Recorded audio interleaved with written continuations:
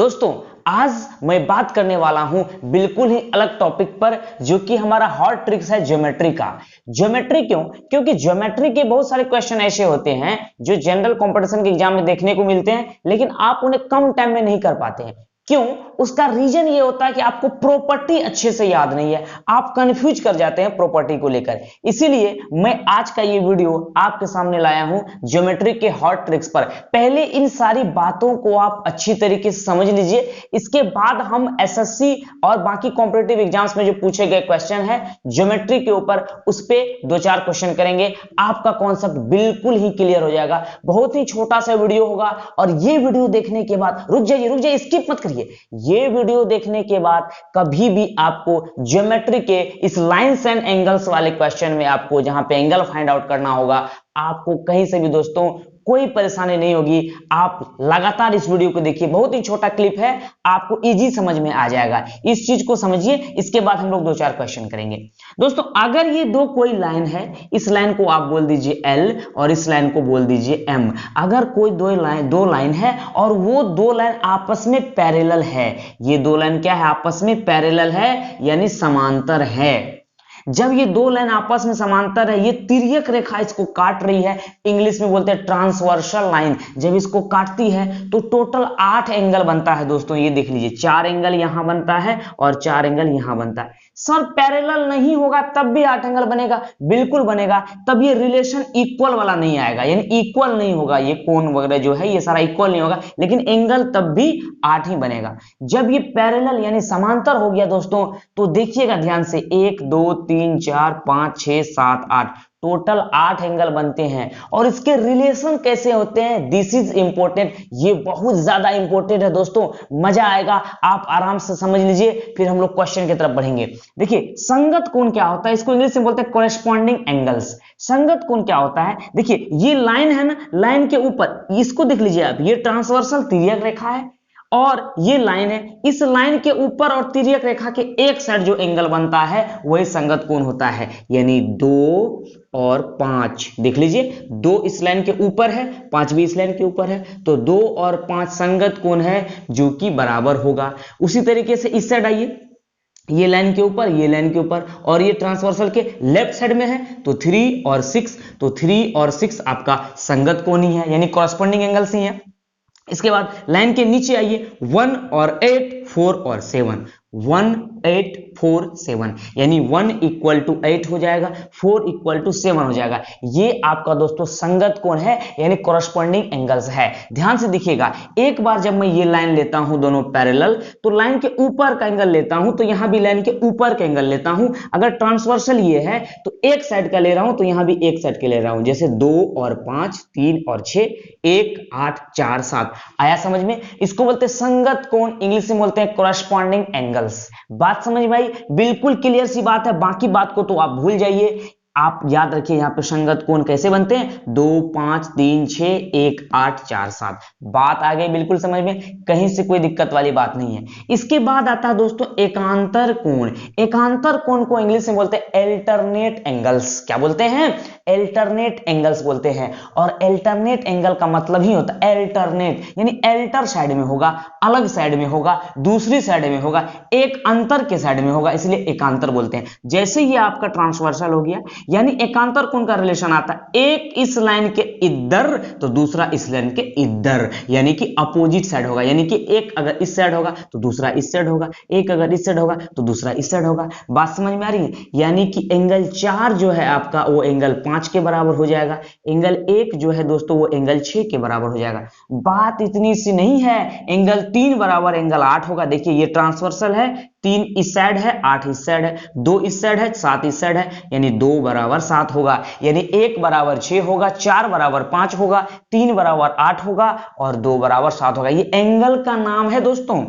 Angle 2 बराबर angle 7, angle 3 बराबर angle 8। लेकिन एक बात ध्यान से समझिएगा, ये दो लाइन है ना L और M, एल और एम जो ये दो लाइन है, ये दो लाइन के अगर अंदर एंगल बनता है अल्टरनेट वाला, यानी एकांतर को अगर अंदर बनता है ना, तो इसको बोलते हैं अल्टरनेट इंटीरियर एंगल्स, यानी अंदर वाला आंतरिक एकांतर कोण बोलते हैं। तो 1 और 6 आंतरिक एकांतर हो गया, 4 और 5 आंतरिक एकांतर हो गया। इसको आप आंतरिक एकांतर बोलिए या आप इसको बोलिएगा अल्टरनेट इंटीरियर एंगल, यानी कि आपका ये इंटीरियर होगा, यानी आपका ये अंदर वाला होगा, आंतरिक होगा।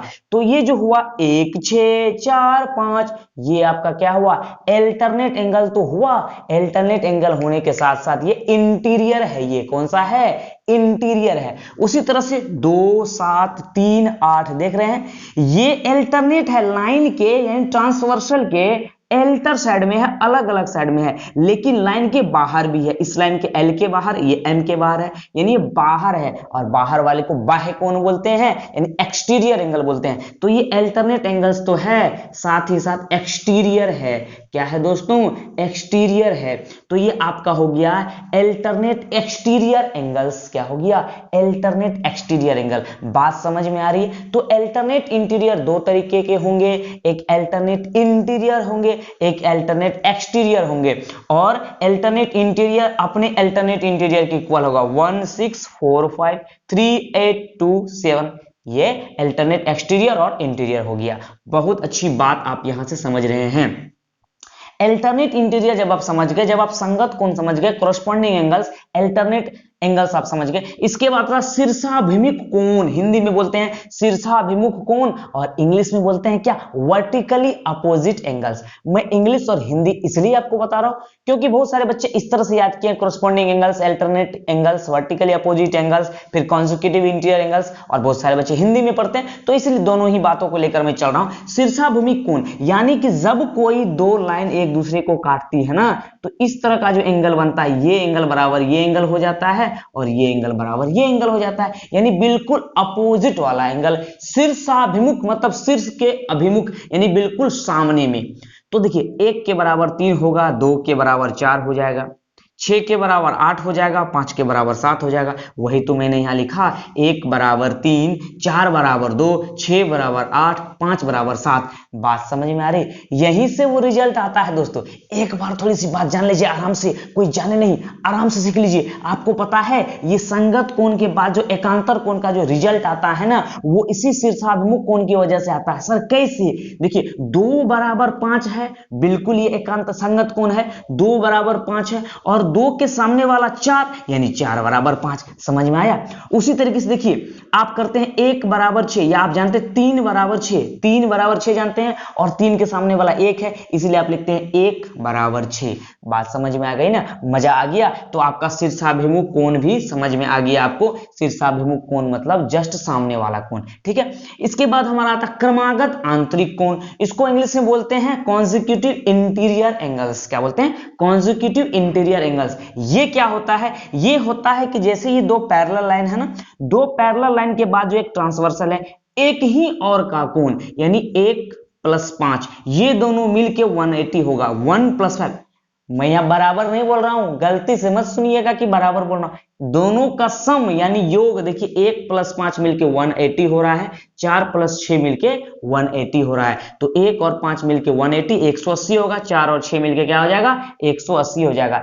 लीनियर पेयर भी एक चीज होता है दोस्तों, इसी से तो ये रिजल्ट आया है। जैसे 1 + 4, ये देख रहे हैं, ये चंदा मुआ बन रहा है, ये देख रहे हैं, ये देखिए आराम से 1 और 4 मिलके क्या बन रहा है, 180 डिग्री हो रहा है। लीनियर पेयर रैखिक युग्म से 1 और 4 जब 180 होगा, 4 को तो आप 5 लिख सकते हैं, इसीलिए 1 + 5 यानी एंगल 1 + एंगल 5 मिलके 180 डिग्री हो जाएगा।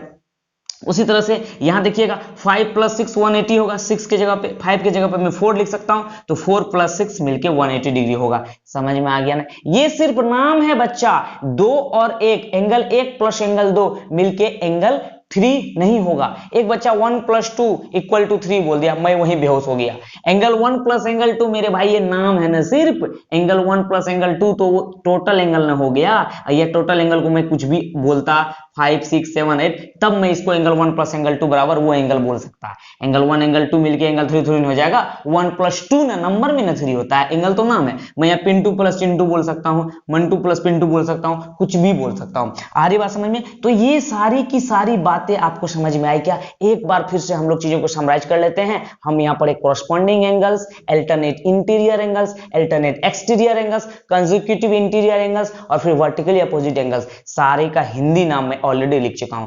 तो ऐसे क्वेश्चन को हम कैसे करते हैं और कैसे अप्रोच लगाते हैं इस प्रॉपर्टी का और कैसे क्वेश्चन बनता है, चलिए 2-4 क्वेश्चन करते हैं जो कि एसएससी में पूछा गया क्वेश्चन है। ठीक है दोस्तों,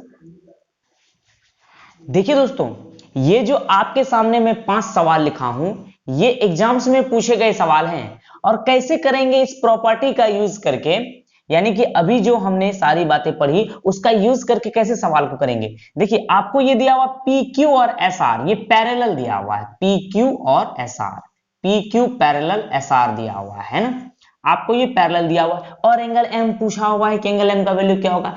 बहुत ही आसान है, बताइए। ये अगर 43 डिग्री है, 43 डिग्री है तो, और ये पैरेलल है तो ये ट्रांसवर्सल से ये भी 43 होगा या नहीं होगा। अब की बार क्या करना है, ट्रायंगल देख लीजिए, इस वाले ट्रायंगल को आप देख रहे हैं क्या, ट्रायंगल के तीनों एंगल का सम कितना होता है 180 डिग्री। दोनों को ऐड करिए, कितना आ जाएगा, ये 50 और 20 70 हो जाएगा, यानी m का वैल्यू हो जाएगा 110 डिग्री। सर कैसे, ट्रायंगल के तीनों एंगल का सम तो 180 होता है ना, बिल्कुल बात है। 27 में आप 43 जोड़िएगा तो 70 डिग्री आता है, 70 डिग्री यानी 70 डिग्री, और 70 डिग्री में क्या जोड़ा जाए, जो तीनों एंगल का सम 180 हो जाए तो वो 110 हो जाएगा, यानी एंगल m का वैल्यू कितना हो जाएगा 110 डिग्री। समझ में आया ना कैसे अल्टरनेट इंटीरियर प्रॉपर्टी लगा, समझ में आया आपको? चलिएगा, बहुत सुंदर बात है। आ जाइए यहाँ पे फिर, अगर आपको L1 पैरेलल L2 दिया हुआ है, L1 पैरेलल L2 दिया है, दोनों समांतर दिया हुआ है, आपसे इस एंगल x का वैल्यू पूछा गया है। तो ध्यान से देखिए कैसे करेंगे, बताइए। ये दोनों अगर पैरेलल है, क्या आप ये 45 है तो ये भी 45 कर देंगे? नहीं, आप देखेंगे कि लाइन कौन सा पैरेलल है, ये और ये पैरेलल है। इसका मतलब ये लाइन और ये लाइन जब पैरेलल है तो ध्यान से देखिएगा, और ये वाला एंगल कितना होगा, ये वाला एंगल जितना होगा, ये वाला एंगल जितना होगा, दोनों मिलके 180 डिग्री होना चाहिए। तो हमारे लिए चैलेंज है कि इस वाले एंगल को पता करना कि कितना डिग्री का एंगल बन रहा होगा। ये तो पता कर नहीं पाएंगे तो ये वाला पता करना पड़ेगा, क्योंकि वर्टिकली अपोजिट एंगल से ये और ये दोनों बराबर होगा या नहीं होगा, बिल्कुल होगा। तो इजी वे में पता होगा। ट्रायंगल देख रहे हैं, इस वाले ट्रायंगल को देखिए, फटाफट जोड़िए, ये 45 डिग्री और ये 35 डिग्री, तो दोनों मिलके 80 डिग्री होगा। अगर ये 80 डिग्री है तो ये 110 डिग्री होगा, क्योंकि सॉरी, अगर आपका ये 45 डिग्री है और ये 80 डिग्री है तो ये कितना हो जाएगा 100 डिग्री होगा। कितना डिग्री होगा 100 डिग्री होगा, यानी ये वाला एंगल अगर 100 डिग्री।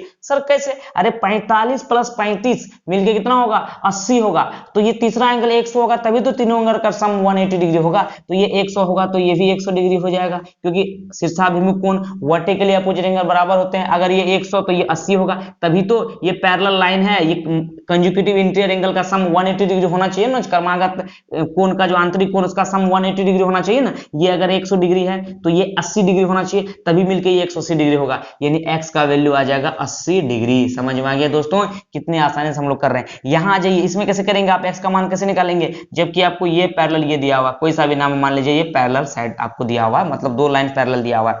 तो ध्यान से देखिएगा, बड़ी आसानी से हम करेंगे सवाल को। कैसे, आप मान लीजिए इसको कहीं और बढ़ाते और इस तरह से एंगल को लिखते, तो आप क्या लिखते पता है दोस्तों, ये आपका दिया हुआ 100 डिग्री, कितना दिया हुआ 100 डिग्री दिया हुआ, ध्यान से देखिएगा। और ये वाला साइड, ये वाला लाइन और ये वाला लाइन आपका क्या है, पैरेलल है। ये अगर आपका 100 डिग्री है तो देखिए ये और ये जब पैरेलल इसको बढ़ाए आप, तो इसका मतलब क्या बन रहा होगा, थोड़ा ध्यान से देखिएगा। ये और ये जब पैरेलल है, ये एक ट्रांसवर्सल का काम करेगा।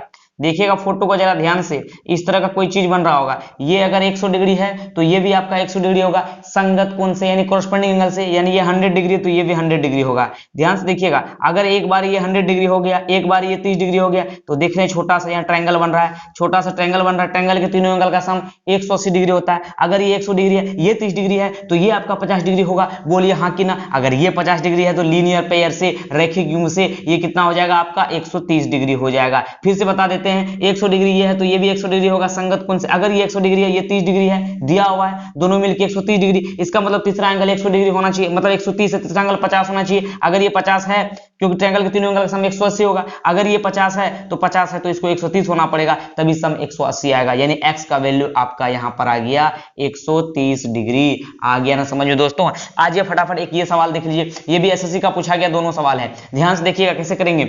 आपको दिया हुआ ये थीटा दिया हुआ और ये वाला जो एंगल है, ये वाला जो आपका ये लाइन सेगमेंट है, ये वाला, ये इस पे परपेंडिकुलर एक दूसरे का, आपको सिंपली थीटा का वैल्यू पूछा है। तो कैसे करेंगे, जबकि ये वाला लाइन और ये वाला लाइन एक दूसरे के पैरेलल है, बाकी कोई इन्फॉर्मेशन गिवन नहीं है, तो पूछा गया क्वेश्चन है, बहुत ही आसानी से हम लोग करेंगे, दिमाग लगा के करेंगे। बताइए ये अगर 4 थीटा है, इसको अगर बढ़ाएंगे कहीं ना कहीं जाके मिलेगा, बोलिए हाँ कि ना? बिल्कुल मिलेगा। अगर ये बिल्कुल मिलेगा तो 4 थीटा की वैल्यू और इसकी वैल्यू ध्यान से देखिएगा, 4 थीटा प्लस ये वाला एंगल मिलके 180 डिग्री होना चाहिए या नहीं होना चाहिए? बिल्कुल होना चाहिए। अगर ये 4 थीटा है तो ये कितना होगा कि दोनों मिलकर 180 होगा, तो मेरे दिमाग में ये हिट किया कि 180 डिग्री माइनस 4 थीटा होना चाहिए। अगर ये 180 डिग्री माइनस 4 थीटा ये है, इसमें अगर मैं ये 4 थीटा ऐड कर दूं तो दोनों मिलकर 180 डिग्री हो जाएगा। यानी बात बिल्कुल सही है, इसका वैल्यू आ जाएगा 180 डिग्री माइनस 4 थीटा। एक बार ये अगर 180 डिग्री माइनस 4 थीटा आ गया, ये 90 है दोस्तों, तो ये भी 90 होगा या नहीं होगा? अगर ये थीटा है तो शीर्षाभिमुख कोण से ये भी थीटा होगा या नहीं होगा?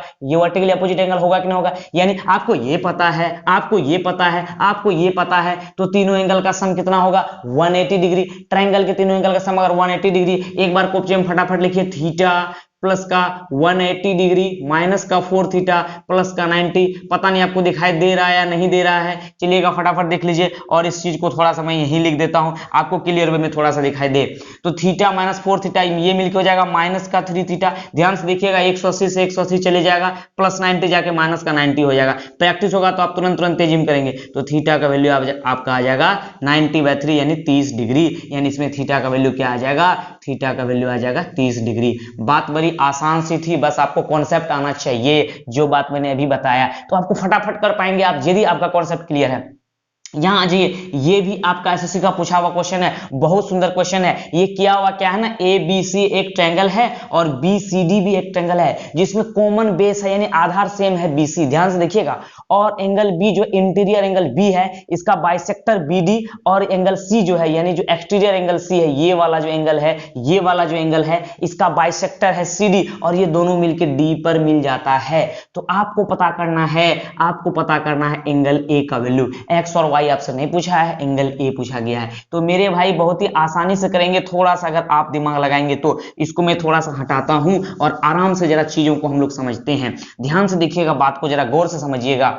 एक बात जानिए, आप तो एक बात जानते होंगे मेरे भाई, क्या जानते हैं? अगर कोई ट्रायंगल है, अगर कोई ट्रायंगल है, किसी एक साइड को अगर हम बढ़ा दें तो ये वाला जो एंगल होता है ना, इस वाले दोनों एंगल के सम के बराबर होता है, और इसको बोलते हैं एक्सटीरियर एंगल सम प्रॉपर्टी। यानी अगर ये 30 है, ये 90 है, तो ये मिलके यानी ये वाला एंगल जो होना चाहिए वो होना चाहिए कितना? अगर ये 50 है, ये 90 है, तो ये आपका होगा कितना? 140 डिग्री होगा। अगर ये 30 है, ये 90 है, तो ये 120 डिग्री होगा। अगर ये 50 है, ये 80 है, तो ये 130 डिग्री होगा। यानी कि ये वाला एंगल छोड़ के बाकी को दूर का जो दो एंगल है, उसका सम बाहर वाले एंगल के बराबर होता है। इसी को एक्सटीरियर एंगल सम प्रॉपर्टी बोलते हैं। तो बताइए, ये 2x है, क्या है दोस्तों? ये 2x है। पूरी दुनिया को आप भूल जाइए, इस वाले ट्रायंगल में आइए, ABC में ये आपका एक्सटीरियर एंगल है, यानी x प्लस x, यानी ये 2x टोटल एंगल की मैं बात कर रहा हूं। 2x आपका किस एंगल के बराबर होना चाहिए? आपको मान लीजिए ये एंगल अगर थीटा, आप मान लीजिए आपसे यही एंगल पूछा गया है, ये एंगल अगर आपका थीटा है तो ये होना चाहिए थीटा प्लस y यानी 2y के बराबर। ये एंगल जे एंगल मिलके 2x के बराबर होना चाहिए। एक बार यहां लाइए आप 2x को, 2x माइनस का 2y इक्वल टू थीटा। अगर आप 2 कॉमन लेंगे तो बनेगा x minus y equal to theta by 2। इस चीज को दिमाग में रखिए, x minus y equal to theta by 2। एक बार अगर x minus y equal to theta by 2 आ गया, तो यहाँ क्या करेंगे दोस्तों? ध्यान से देखिएगा। अब ट्रायंगल BCD में आइए। ट्रायंगल BCD में क्या हो रहा होगा? ये आपका 48 डिग्री है, ये आपका, इस ट्रायंगल में ध्यान से देखिए, कंफ्यूज नहीं करना है, इस ट्रायंगल में देखना है। यानी ये वाला एंगल प्लस ये वाला एंगल और प्लस ये वाला एंगल मिलके 180 डिग्री होना चाहिए या नहीं होना चाहिए? बिल्कुल होना चाहिए। तो यहाँ पे हम क्या करेंगे? y plus 48 degree, y plus 48 degree. Challenge है कि यहाँ आप कौन सा एंगल लेंगे? ध्यान से देखिएगा, आप आप 180 में से अगर x घटाएंगे, देखिए टोटल 180 में से अगर मैं x घटा दूं तो यही वाला एंगल तो बन रहा होगा ना, यानी 180 माइनस x बराबर कितना होना चाहिए, ध्यान से देखिएगा 180 माइनस का x बराबर आपका होना चाहिए 180 डिग्री। सर ऐसा क्यों किए, बहुत ही आसान है मेरे भाई, ये वाला एंगल, ये वाला एंगल और ये वाला एंगल, ट्रायंगल के तीनों एंगल ही तो हैं, ट्रायंगल के तीनों एंगल का सम कितना होता है 180 डिग्री, 180 डिग्री से 180 डिग्री कैंसिल आउट हो गया, आप अगर कॉमन लेंगे तो बन जाएगा x माइनस वाई बराबर 48, माइनस कॉमन लेंगे माइनस 48 बनेगा, माइनस माइनस कट जाएगा, तो x minus y equal to 48 आया और x माइनस वाई का वैल्यू दिया थीटा बाय 2, यानी थीटा बाय 2 अगर 48 है तो थीटा का वैल्यू 48 इंटू 2 यानी 96 डिग्री होगा, यानी 96 डिग्री इस एंगल का वैल्यू होगा। अगर आप इससे भी जल्दी में आपको करना है तो फटाफट कैसे करेंगे, अगर ये ट्रायंगल एबीसी है, इसका बाइसेक्टर, इस वाले इंटीरियर एंगल का बाइसेक्टर इस वाले एक्सटीरियर एंगल का बाइसेक्टर किसी पॉइंट पर अगर मिलता है तो यहां जो एंगल बनाता है दो बाइसेक्टर अपने बीच में, वो इस वाले एंगल का आधा होता है, यानी किसका आधा 48 होता है, यानी 48 का दो गुना क्या होता है 96 होता है। तो जल्दी में आप आंसर ऐसे कर सकते हो, वरना बेसिक से आप ऐसे कर सकते हैं। दोस्तों आ गया समझ में, हर एक टॉपिक में मैं ऐसे ही आपके लिए हॉट ट्रिक लेकर आऊंगा ताकि आप कम से कम समय में चीजों को समझ के क्वेश्चन को कर पाए। वीडियोज को दोस्तों लगातार ज्यादा से ज्यादा शेयर करते रहिए अपने दोस्तों के साथ, ताकि आपको अच्छी से अच्छी जानकारी मिले और आप अच्छे से अच्छी तैयारी कर सकें। बाकी अगर अभी तक चैनल को सब्सक्राइब नहीं किए हैं तो हमारे चैनल नेक्स्ट एचडी को जरूर सब्सक्राइब करें। थैंक यू, धन्यवाद।